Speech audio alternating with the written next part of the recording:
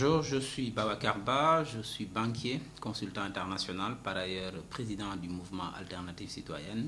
Je suis un fils de Mbour, j'ai 44 ans.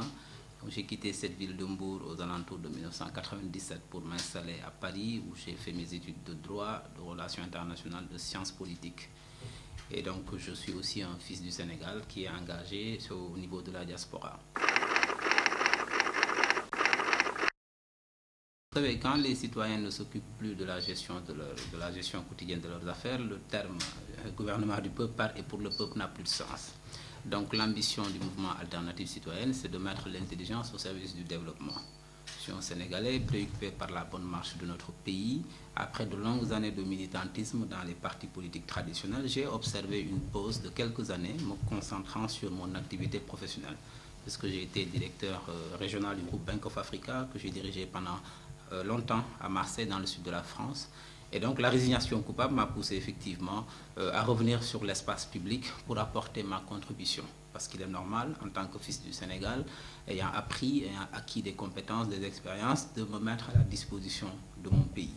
Et c'est tout le sens du mouvement Alternative Citoyenne, dont l'ambition, je l'ai rappelé, est de mettre l'intelligence au service du développement pour participer à faire émerger nos territoires.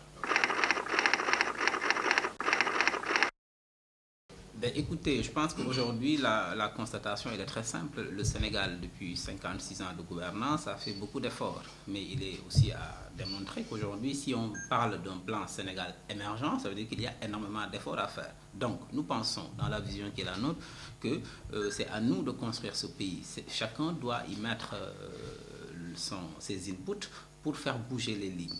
Et donc, dans le cadre d'Alternative Citoyenne, nous venons de sillonner une partie du pays puisque nous avons eu le plaisir et l'honneur d'avoir été parrains des 72 heures de la jeunesse de Casamance avec Hortense Diédhiou, qui est la quadruple championne d'Afrique et qui a été porte-drapeau du Sénégal aux derniers Jeux Olympiques.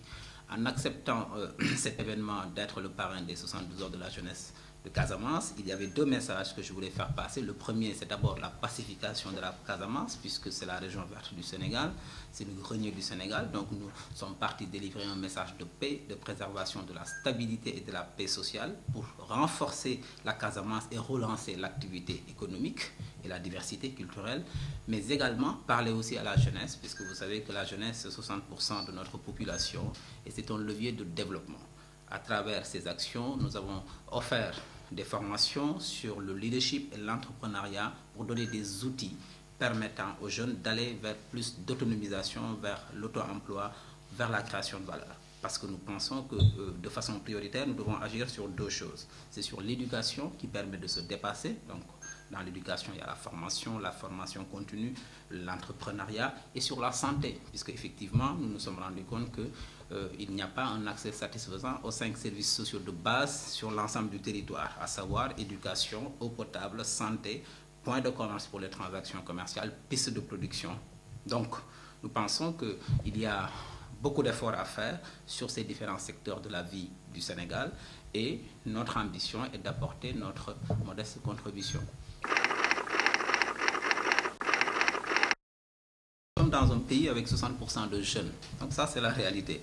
Et nous avons 3 millions d'apprenants dans ce pays, donc toutes catégories confondues, 3 millions. Et nous savons pertinemment qu'il y a à peu près entre 200 et 300 000 jeunes qui abandonnent l'école chaque année. Nous savons qu'il y a à peu près 60 000 diplômés qui sortent, tout enseignement confondu, 60 000 diplômés.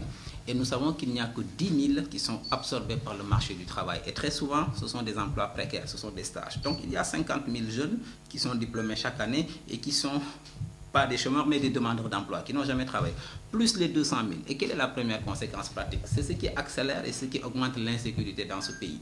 Donc régler la question de l'éducation, c'est non seulement une question d'avenir, c'est un enjeu majeur de développement, c'est un combat de génération, mais c'est également régler automatiquement la question de l'insécurité qui augmente un peu partout, puisque les jeunes étant désœuvrés sont dans la rue et forcément très souvent basculent dans ce qui est interdit par la loi. Donc prioritairement, pour construire un pays, pour construire un État, pour construire un continent, c'est à travers l'éducation qu'il faut le faire.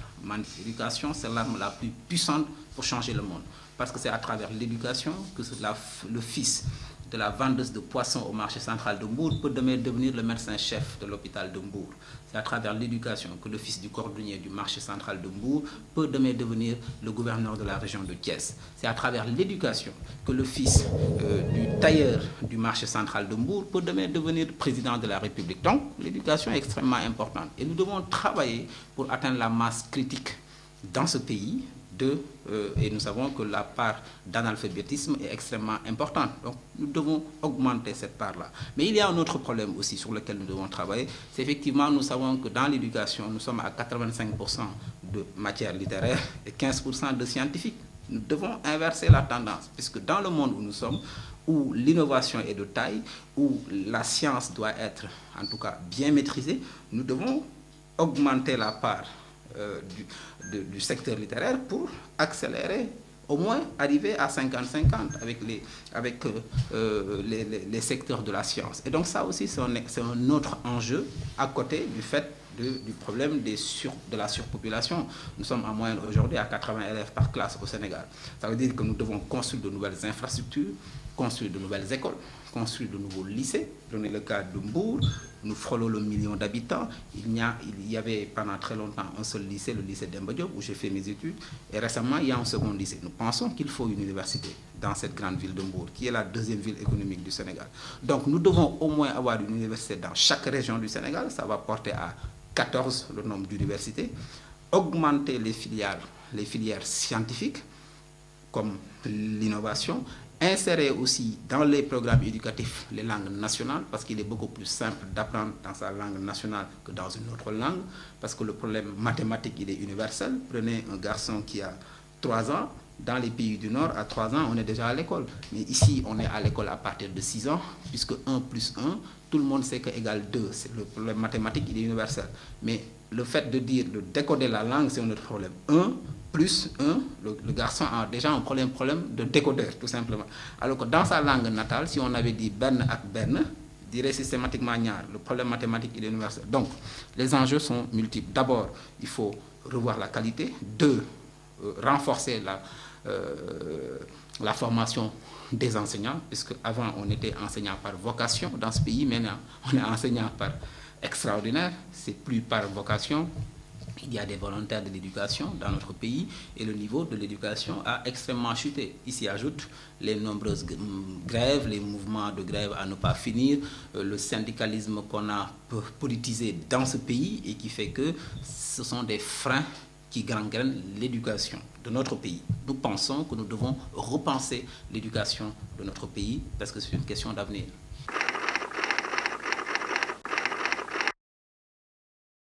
D'abord, féliciter l'initiative du gouvernement du Sénégal par rapport à la CMU, la couverture maladie universelle, puisqu'elle est importante dans un pays comme le Sénégal, où il y a à peu près peu de salariés, où le pouvoir d'achat est très faible, d'avoir accordé une couverture maladie universelle gratuite pour certaines catégories. Donc ça, ce sont des efforts et des initiatives que je voudrais vivement féliciter et saluer. Mais aussi également exhorter le gouvernement du Sénégal à accélérer les efforts sur simplement la carte sanitaire. Nous devons revoir la carte sanitaire du pays. Prenez le cas de la ville de Mbour. Je trouve ridicule que les populations quittent la ville de Mbour pour aller se soigner ailleurs. Nous devons avoir dans toutes les grandes villes des unités médicales capables de recevoir de vrais réceptacles pour prendre en charge. J'ai été hier à Bambey, à Nguitch précisément dans le département de Bambey.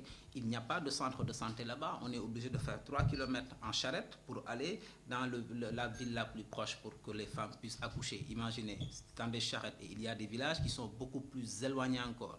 Dans le cadre de la tournée que j'ai initiée dans les 72 heures de la jeunesse de Casamance, après les 3 jours, nous avons initié une caravane citoyenne. Nous menons de Ziguinchor à Kolda, puis Velingara, puis Tamba, puis Koussanar. Nous sommes partis dormir à Dawadi, à 35 km au milieu de nulle part, où là-bas, nous avons vu que le centre de santé n'a pas un minimum. Et ces femmes-là sont obligées aussi de faire 35 km en charrette très souvent, et le soir, pas d'électricité dans le centre de santé. Et donc nous pensons que nous devons accélérer les efforts parce que la santé est un droit fondamental.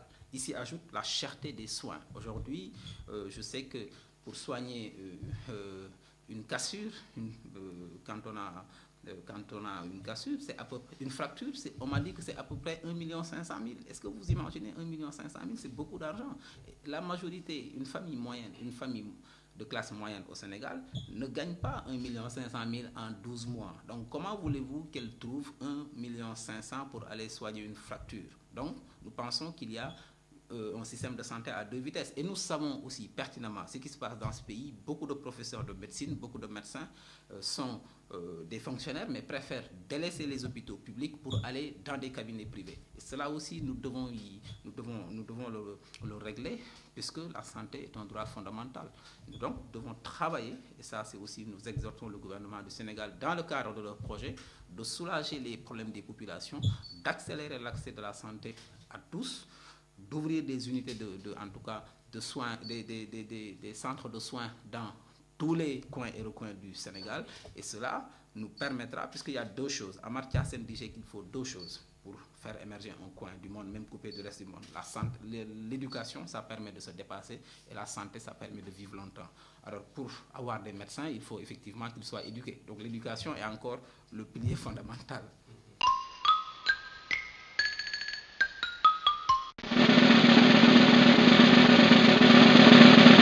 Tout observateur averti sait pertinemment que le franc CFA est contre le développement de l'Afrique. J'étais particulièrement déçu quand je suis arrivé dans la ville de Mbour.